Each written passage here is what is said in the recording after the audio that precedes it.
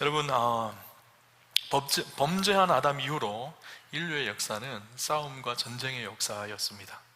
우리 잘 아는 것처럼 아담의 아들들이 누구죠? 가인과 아벨이었죠. 형 가인이 아벨을 돌로 쳐 죽이는 그런 일이 있기도 하고, 이후에 계속 싸움과 전쟁은 멈추지 않았습니다.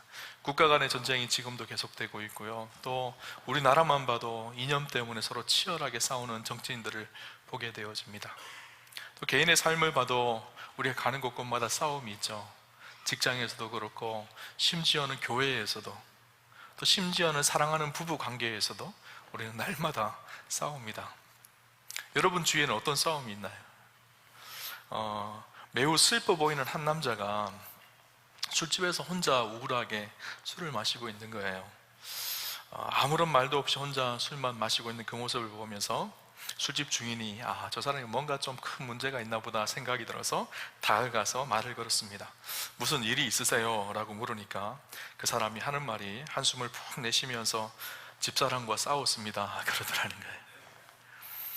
그래서 집사람과 싸웠는데 이렇게 힘들어하세요? 제가 집사람과 싸웠는데, 아내와 싸웠는데 아내가 저한테 앞으로 한 달 동안 말도 걸지 말라고, 한 달 동안 우리하고 말하지 말자고 그렇게 이야기를 한 거예요. 그것 때문에 마음이 상했는지 그 술집 주인이 아내와 싸워서 마음이 힘드시군요 그렇게 말하자 그 남편이 이렇게 얘기합니다. 아니요, 그 한 달이 오늘로 끝나거든요.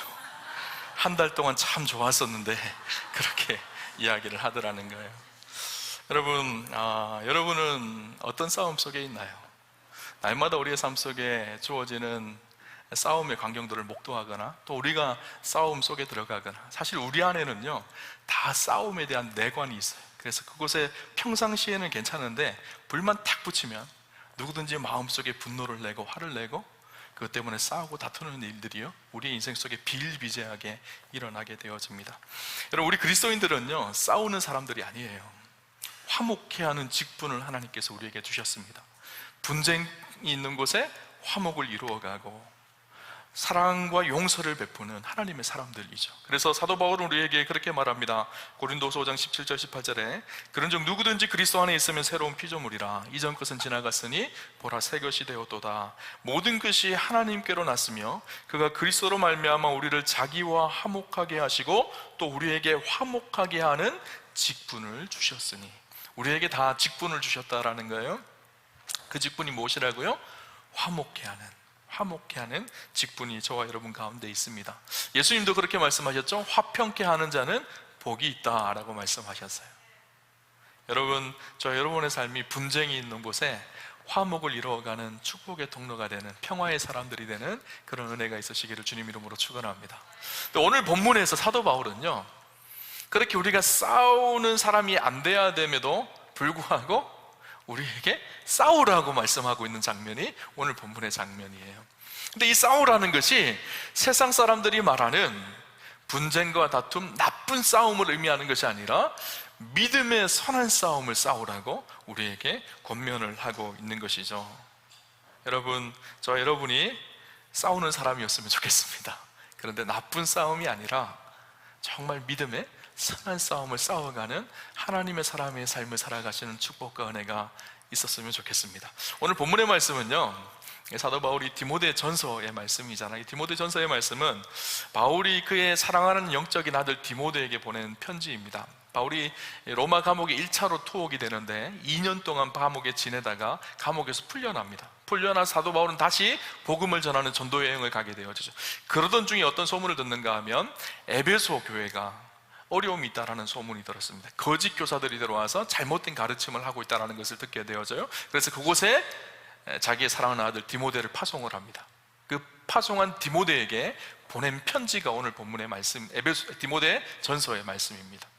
디모데 전서의 사도 바울은 거짓 교사들에 대해서 주의할 것들이 무엇인지를 쭉 설명을 하고, 또 젊은 목회자였던 디모데에게 어떻게 하나님의 사람으로 온전하게 살아가는지를 권면해 주고 있어요.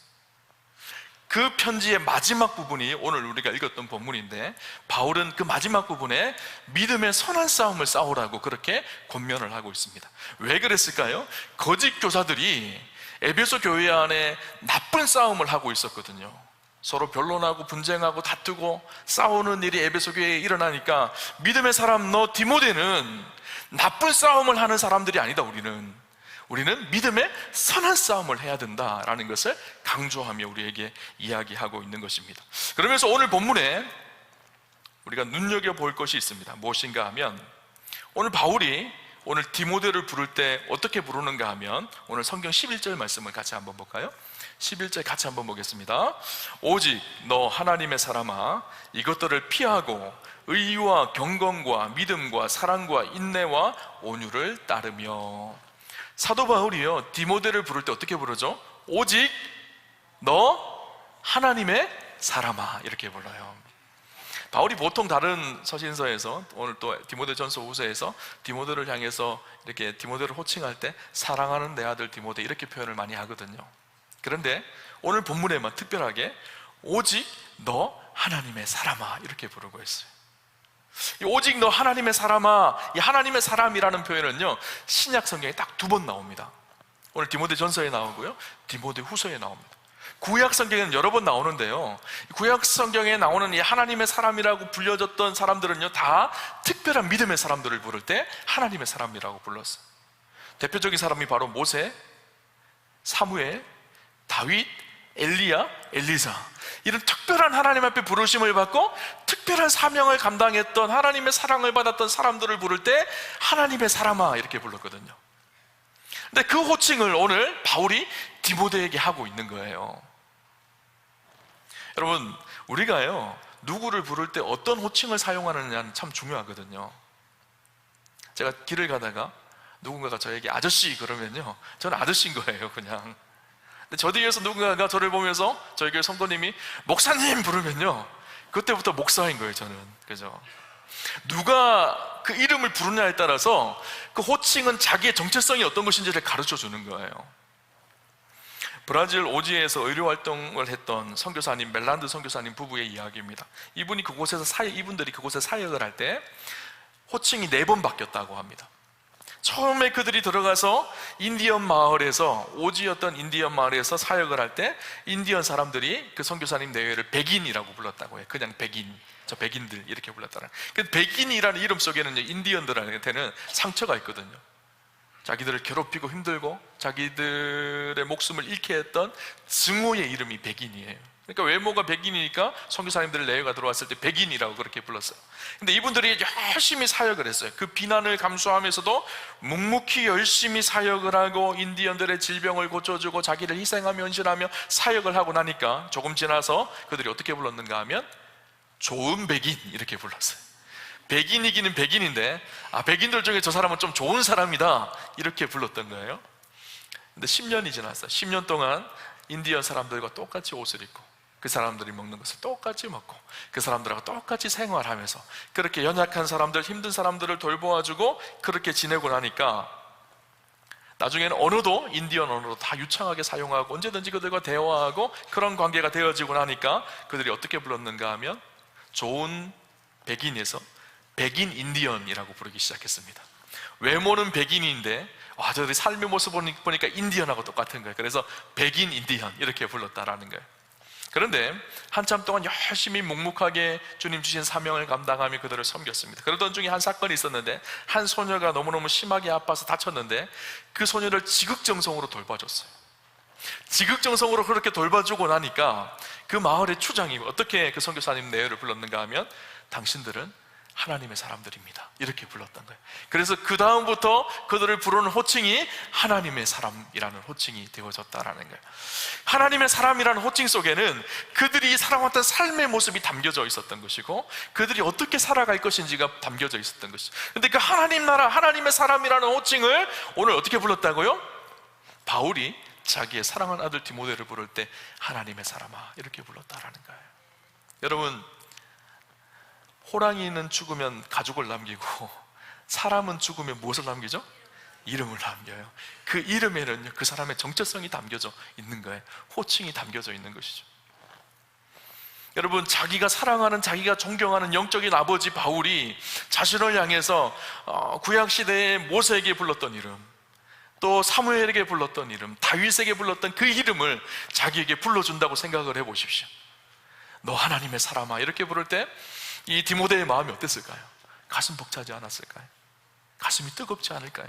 나 같은 사람이 하나님의 사람이라고 불러진다는 게 기가 막히고 감사한 일이었을 거예요. 그런데 여러분 아시나요? 이 하나님의 사람이라는 호칭은 디모데에게 불려졌던 호칭이기도 하지만 오늘 예수를 그리스도로 고백하고 믿음으로 살아가는 우리를 부르시는 하나님의 호칭이기도 하다는 사실. 저 여러분을 향해서 하나님께서 어떻게 부른다고요? 너 하나님의 사람이야.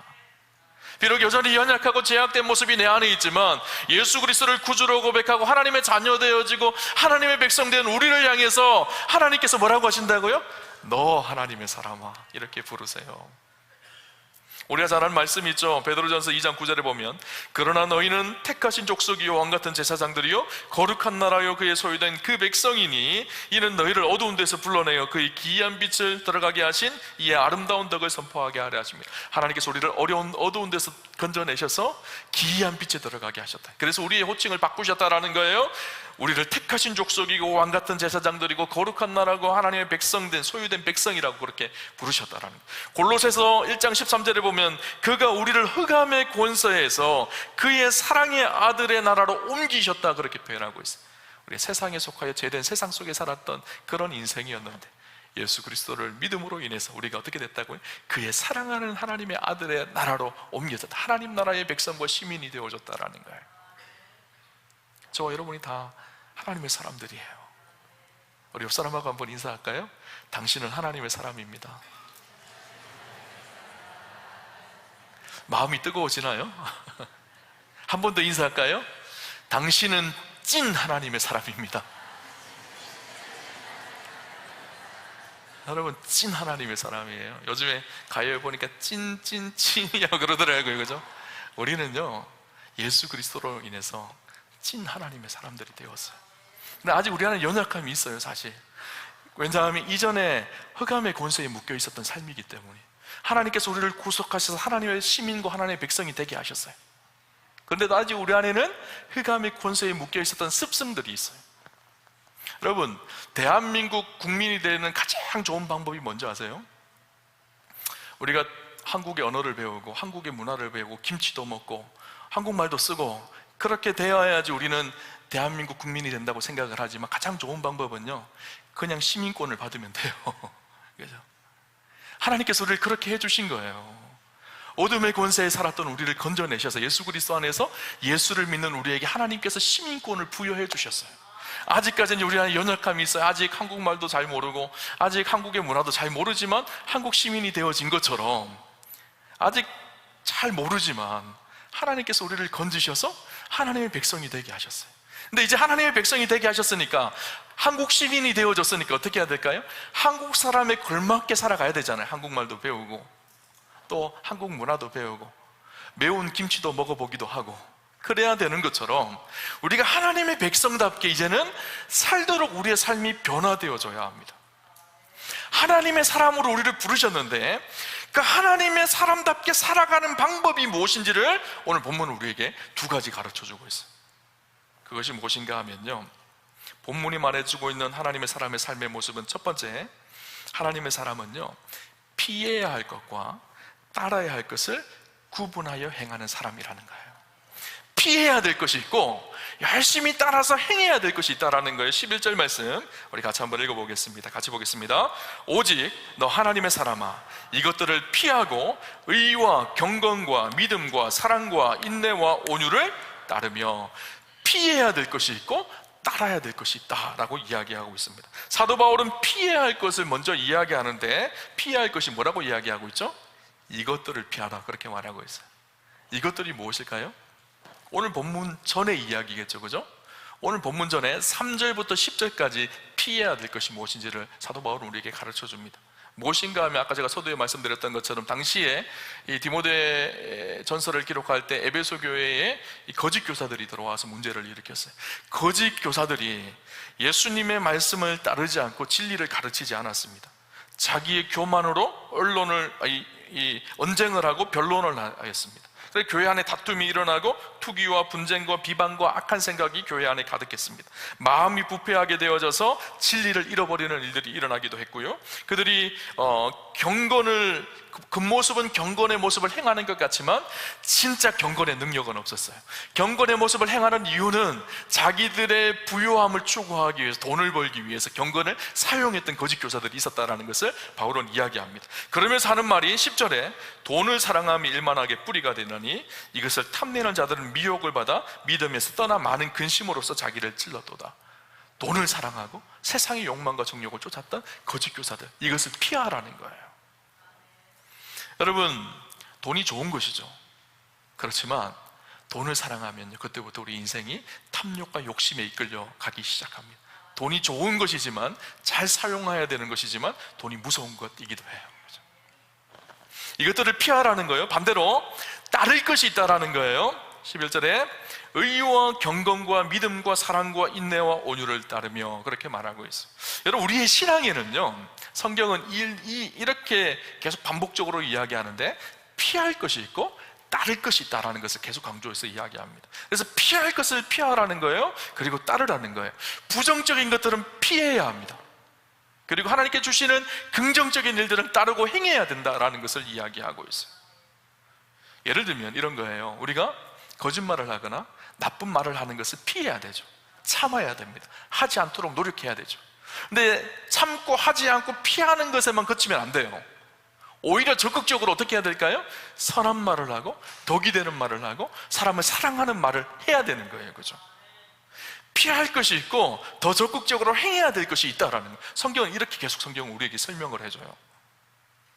그래서 우리가 적극적으로 해야 될 것을 하게 되어지면 자연스럽게 하지 않고 피해야 될 것이 피하게 되는 거예요. 이런 일이 있었습니다. 한국의 근대화된 가정 속에서 우리나라에 처음으로 기차가 들어왔잖아요. 기차가 들어와서 경인선이 놓여졌어요. 서울과 인천 사이에 경인선이 놓여졌는데 기차에 기차가 다니기 시작했어요. 그런데 아이들이요, 처음 보는 그 기차가 낯설기도 했지만 그 기차가 괴물처럼 무서워 보였던 것 같아요. 그래서 지나가는 기차가 지나갈 때마다 그 밑에 돌을 던져서 기차에 돌을 막 던졌어요, 애들이. 그것 때문에 사고가 일어나기도 하고 유리창이 깨지기도 하고 막 이런 일이 일어나니까 정부에서 학교에다 공문을 내려서 기차에 아이들이 돌을 던지지 못하도록 교육을 시키라는 것이었어요. 학교에서 열심히 선생님들이 기차에 돌 던지지 말라고 그렇게 교육을 했어요. 그런데 아무리 교육을 해도 애들이 계속 돌을 던지는 거예요. 그런데 한 선생님이 이렇게 했어요. 얘들아, 기차가 지나가면 손을 흔들어 줬으면 좋겠어. 그렇게 얘기를 했어요. 기차가 지나가니까 한 아이가 손을 이렇게 흔들어 줬어요. 근데 그 모습을 보고 있던 기차 안에 사람들이 어떻게 했을까요?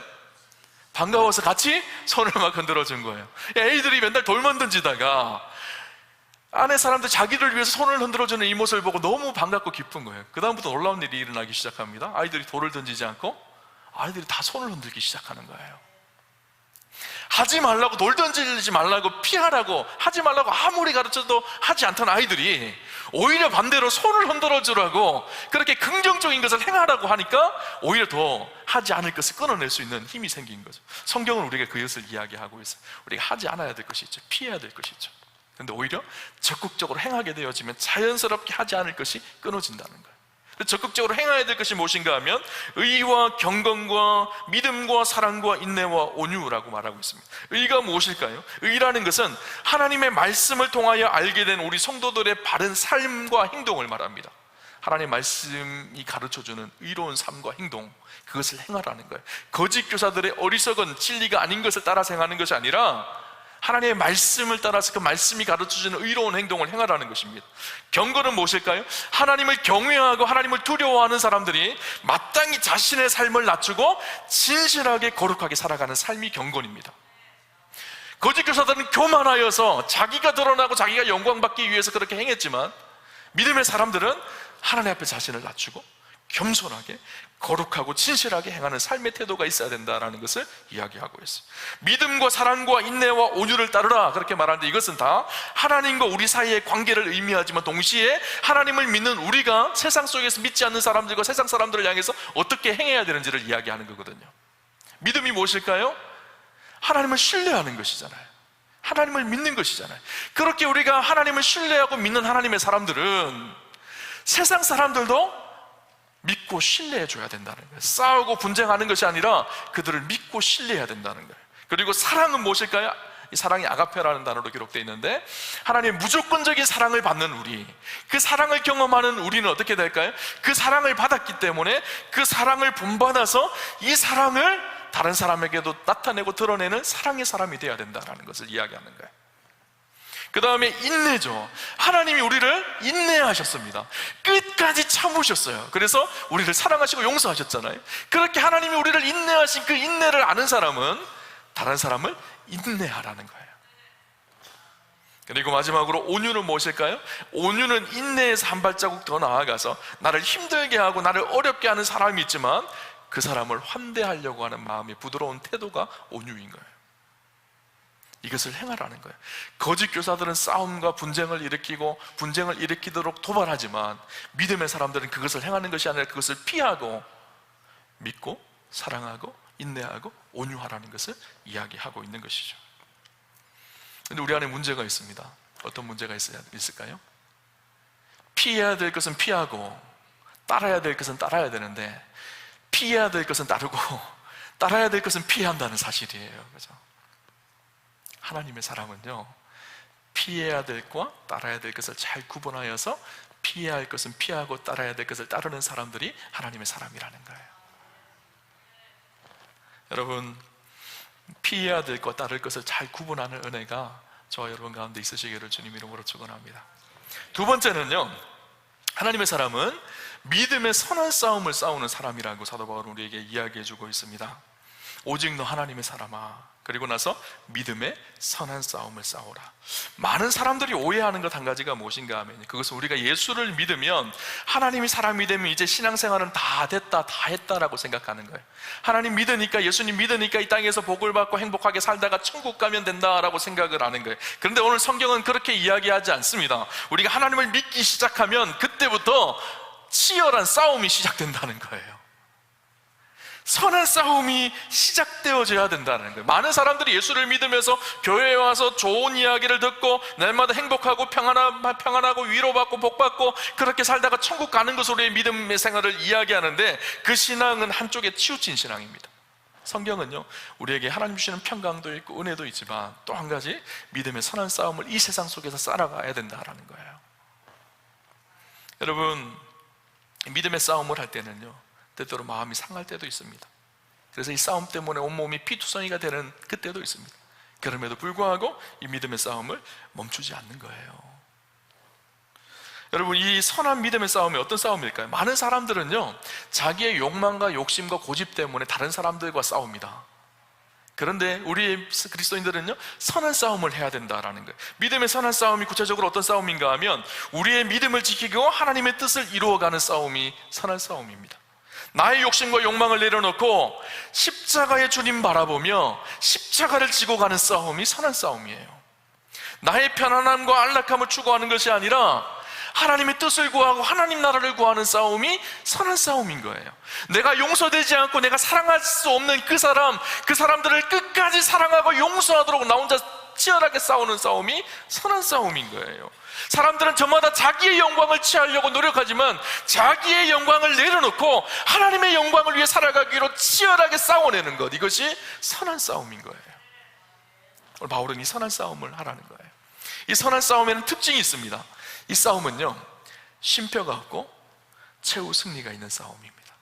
이 싸움은요, 중간에 쉬는 것이 없어요.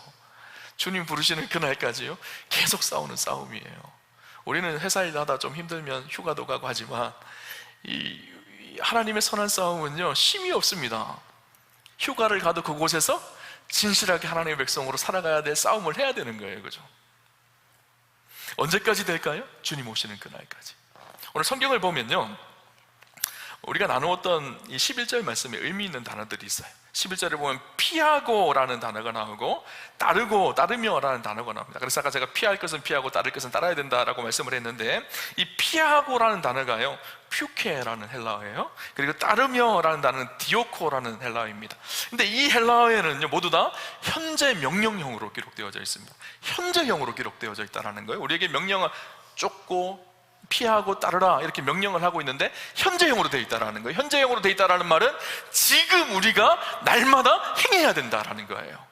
한 번 피하면 끝나는 것이 아니라, 한 번 따르면 끝나는 것이 아니라, 그리스도인의 삶에 날마다 매일매일 치열하게 피하고 따라야 되는 삶이 이어져야 된다라는 거예요. 현재 진행형이 되어야 된다라는 거예요. 싸우라는 단어도 마찬가지입니다. 이 싸우라는 단어가 아고니주라는 이 헬라어로 되어 있는데, 이 말은 아고니조마이, 싸우다, 힘쓰다 라는 말의 현재 명령어입니다. 현재적이라는 거예요. 싸움이 과거에 한 번 했다고 끝나는 것이 아니라 우리의 삶 속에 지속적으로 지금도 계속 선한 싸움이 계속되어져야 된다는 거예요. 인도의 성자라고 불렸던 찰스 스탠리 선교사님 이야기입니다. 지난 수요일도 제가 함께 나누었는데요, 이 선교사님이 89세에 뇌출혈로 쓰러져요. 인도에서 사역을 하다가 본국으로 소환되어서 치료를 받고 90세가 되어졌어요. 그 정도 되면 쉬어야 되잖아요, 그죠? 그런데 90세가 되어진 그 선교사님이 다시 인도로 돌아가려고 하면 사람들이 다 말렸어요. 그냥 쉬시라고, 은퇴하시라. 그러자 그 선교사님이 이런 얘기를 합니다.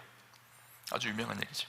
하나님께서 내 인생에 마침표를 찍지 않는 한 내 인생에 쉼표는 없습니다. 하나님께서 내 인생의 마침표, 하나님께서 내 인생을 부르시는 그 마침표를 찍지 않는 한 내 인생에 쉼표는 없습니다. 여러분, 그래서 이분은 다시 믿음의 선한 싸움을 싸우기 위해서 인도로 들어가요. 우리의 삶도 마찬가지입니다. 하나님께서 우리의 인생의 마침표를 찍으실 날이 있어요. 누구나 다 죽음의 때가 있죠. 하나님 앞에 서는 때가 있죠. 그 때가 되기 전까지는 우리의 믿음의 선한 싸움은 멈추지 않습니다. 이 믿음의 선한 싸움을 본으로 보여준 사람이 바로 바울입니다. 바울은 디모데에게 믿음의 선한 싸움을 싸워라 그렇게 말한 것이 아니라 자기도 치열하게 믿음의 선한 싸움을 싸웠던 사람이에요. 그래서 바울이요, 디모데후서 4장 6절에서 8절에 이렇게 고백합니다. 전제와 같이 내가 벌써 부어지고 나의 떠날 시각이 가까워도다. 나는 선한 싸움을 싸우고 나의 달려갈 길을 마치고 믿음을 지켰으니 이제 후로는 나를 위하여 의의 면류관이 예비되었으므로 주 곧 의로우신 재판장이 그날에 내게 주실 것이며 내게만 아니라 주의 나타나심을 사모하는 모든 자에게도니라. 디모데후서는 아까 말씀드렸듯이 바울이 1차 투옥되고 풀려난 이후에 디모데 전서를 쓰고요, 로마 감옥에 다시 2차 투옥이 되어집니다. 그리고 마지막 순교를 당합니다. 처형을 당하는데 그 순교당하고 처형당하기 바로 직전에 자기의 영적인 아들 디모데에게 보낸 편지가 디모데후서예요. 그래서 마지막 시간이에요. 유언처럼 쓴 편지입니다. 그 유언처럼 쓴 편지에 전제와 같이 내가 벌써 부어지고 나의 떠날 시각이 가까웠다. 전제라는 것은 구약의 제사 중에 마지막으로 드려지는 제사의 모습이에요. 그래서 포도주를 들여붓습니다. 그것으로 인해 제사가 끝나는 거예요. 자기의 인생이 하나님 앞에 그렇게 들여부어지고 자기의 인생이 끝날 때가 되었다는 거예요. 그리고 나서 나는 선한 싸움을 지금까지 싸워왔다. 나의 달려기를 이제 마치게 되어졌다. 이렇게 표현하고 있는 거예요. 바울은요, 말로만 한 사람이 아니었었어요. 자기가 그렇게 치열한 선한 싸움을 싸운 거예요. 그리고 내가 이제 그 선한 싸움을 마칠 때가 되어졌다. 그러면서 그 다음에 뭐라고 얘기하는가 하면 이제 후로는 나를 위하여 의의 면류관이 예비되었다. 여러분, 우리의 믿음의 삶은요, 쉼표가 없지만 마침표가 있어요. 그리고 마침표 이후에 최후 승리가 있다는 것을 성경은 우리에게 이야기를 해줍니다. 그런데 놀라운 사실 한 가지는 무엇인가 하면 나를 위하여 의의 면류관이 예비되었으므로 주 곧 의로우신 재판장에 그날에 내게 주실 것이며 내게만 아니라, 이 말이 무슨 말일까요? 바울뿐만 아니라 그렇게 주님 오실 날을 기다리며 믿음의 선한 싸움을 싸운 모든 사람들에게도 이 의의 면류관이 있다라는 거예요. 바울이 그 이야기를 우리에게 해주고 있는 것이죠. 지금까지 선한 싸움을 치열하게 싸워왔던 바울은요, 나뿐만 아니라 주님 오실 날을 기다리며 그렇게 믿음의 싸움을 싸운 사람들에게 의의 면류관이 예배되어져 있다라고 말하고 있습니다. 그러면 오늘 디모데후서 바울은요, 믿음의 선한 싸움을 달리기로 비유하고 있거든요. 바울이 자주 표현한, 서신서에 바울이 자주 표현한 믿음의 삶의 모습을 달리기, 마라톤으로, 경주로 자주 비유를 합니다. 바울은 그것도 그럴 것이, 사도 바울이 실제로 당시 고대 마라톤 올림픽이 있을 때거든요. 고대 올림픽이 BC 776년부터 AD 396년까지 있었거든요. 그러니까 바울이 복음을 전할 때 한창 올림픽이, 지금 올림픽 우리가 하잖아요, 그죠? 그런 올림픽이 유명할 때였었어요. 그 올림픽의 하이라이트가 뭘까요? 마라톤이잖아요, 그죠? 고대나 지금이나. 바울이 그 마라톤을 본 거예요. 특별히 아덴에 가서 복음을 전했을 때가 있었죠. 아덴이 올림픽의 원산지잖아요. 그곳에서 아마 바울은 마라톤을 보면서 야, 저게 우리 믿음의 사람의 삶의 모습인 것 같다라고 생각을 한 거죠. 그래서 그 마라톤 이야기, 경주를 이야기를 가지고 서신서에 자주 표현을 합니다. 그러면서 그것을 달리기로 기록을 하고 있는, 오늘 선한 싸움이라는, 이 싸움이라는 아고니조마이라는 말은, 헬라어로 아고니조마이라는 말은 이 중의적인 의미가 있어요. 서로 싸우는 의미도 물론 있지만 더 큰 의미는 무엇인가 하면, 운동선수들이 운동 경기를 위해서 치열하게 싸우는, 자기와의 치열한 싸움이 있는 이 의미가 담겨져 있어요. 마라톤 선수가 그 면류관을 받기 위해서 치열하게 싸우는 거예요. 자기 스스로. 그죠? 준비를 하잖아요. 요즘에 올림픽 하잖아요. 그죠? 올림픽 선수들이 올림픽의 금메달을 따기 위해서 가까운 진천에서 선수촌에서 치열하게 살잖아요. 그죠? 자기와 치열하게 싸웁니다. 한 선수가 인터뷰하는 거 봤어요. 인터뷰하는데 이렇게 얘기하더라고요. 매일매일 진천 선수촌에서 자기는 매일매일 죽는 것 같은 삶을 살았대요. 하루하루 그냥 넘어가는 일이 없이 철저하게 준비하고 철저하게 그렇게 훈련했다는 거예요. 예전에 그 김연아 선수가 이렇게 말하는 것이기에, 한 텔레비전 프로그램에 나와서 사회자가 물었어요. 야식 드시냐고. 그러니까 야식이 뭐냐고 이렇게 대답을 했거든요. 김연아 선수가 야식이 뭔지 몰라서 야식이 뭐냐고 대답했을까요? 아니에요. 지금까지 운동하면서 한 번도 야식을 먹어본 적이 없는 거예요. 다른 사람이 옆에서 라면을 먹거나 치킨을 먹으면 얼마나 먹고 싶겠어요? 너무너무 먹고 싶었지만 자기는 꾹 참았다는 거예요. 체중 조절을 위해서, 금메달 따려고. 그런데 지금은 이제 은퇴했잖아요. 한 텔레비전에 나와서 그런 얘기 하더라고요. 자기 집 그 부엌에 라면이 종류별로 있대요. 그래서 언제든지 꺼내서 먹고 싶을 때 먹는데요. 목표, 금메달이 목표가 있으니까 치열하게 싸웠던 것이죠. 여러분, 지난주에 우리 선수들이 올림픽에서 금메달을 땄잖아요. 그죠? 제가 그 펜싱에 오상욱 선수인가요? 이관왕 했잖아요. 막 감격이 막 되더라고요. 이기고 나서 어떻게 했죠? 아! 하더라고요. 환호를 하더라고요. 환호를 온 힘을 다해서 아! 하더라고요. 그리고 나서 함께 싸웠던 팀, 자기 우리 대한민국 그때 단체전 금메달 따서 함께 싸웠던 사람 얼싸안고 펄쩍펄쩍 뛰더라고요. 근데 문득 그런 생각이 들었어요. 우리 하나님 앞에 서는 날, 하나님께서 우리에게 의의 면류관, 믿음의 선한 싸움을 싸웠던 사람들에게 주실 의의 면류관이 있을 텐데, 그 하나님 앞에 의의 면류관을 받는 그 순간, 아니 뭐 금메달하고 비교할 수 없는 더 큰 환호와 감격과 은혜가 우리 안에 있을 거예요. 그때 함께 그 길을 싸우며 걸어갔던 우리 우아함교회 믿음의 성도들을 그곳에서 만나면 함께 얼싸안고 펄쩍펄쩍 뛰면서 환호하며 감격하며 기뻐하는 그 영광의 날이 있을 것입니다. 그 날을 바라보면서 오늘 우리가 선한 싸움을 싸우는 거예요. 때때로는 상처나기도 하고, 때때로는 마음이 상하기도 하고, 때때로는 피투성이가 되기도 하지만, 그럼에도 불구하고 그 날이 있기 때문에 그 날을 바라보며 믿음의 경주를 멈추지 않고 달려가는 것이죠. 여러분, 성경에는요, 우리가 예수 그리스도를 구주로 고백하고 믿음으로 영광스러운 구원을 얻는다라는 것을 이야기합니다. 우리가 받게 되어지는 구원은 영광스러운 구원이. 그런데 또 한 가지를 이야기해요. 모두에게 종말론적인 책임이 있다라는 것을 이야기합니다. 신학적인 용어로 에스칼러지컬 리스폰시빌리티라고 그러거든요. 우리 한 사람 한 사람이 이 세상에서 어떻게 살아왔는지를 하나님께서 반드시 책임지고 물을 때가 있다는 것을 성경은 이야기해요. 우리 한 사람 한 사람이 그렇게 믿음의 선한 싸움을 싸우고 하나님 앞에 영광스럽게 서는 그 날이 있다는 사실을 기억하고 멋지게 한평생 하나님 나라를 위해서 선한 싸움을 싸워가는 우리 우암교회 성도님들 다 되시기를 주님 이름으로 축원합니다. 하나님의 사람아, 하나님의 사람은 피할 것은 피하고 따를 것은 따르고 믿음의 선한 싸움을 싸워가는 사람이란다. 바울이 오늘 디모데에게 그렇게 부탁하는 것처럼 오늘 저와 여러분이 피할 것은 피하고 따를 것을 따르며 선한 싸움을 싸워가는 하나님의 사람들 다 되시기를 주님 이름으로 축원합니다.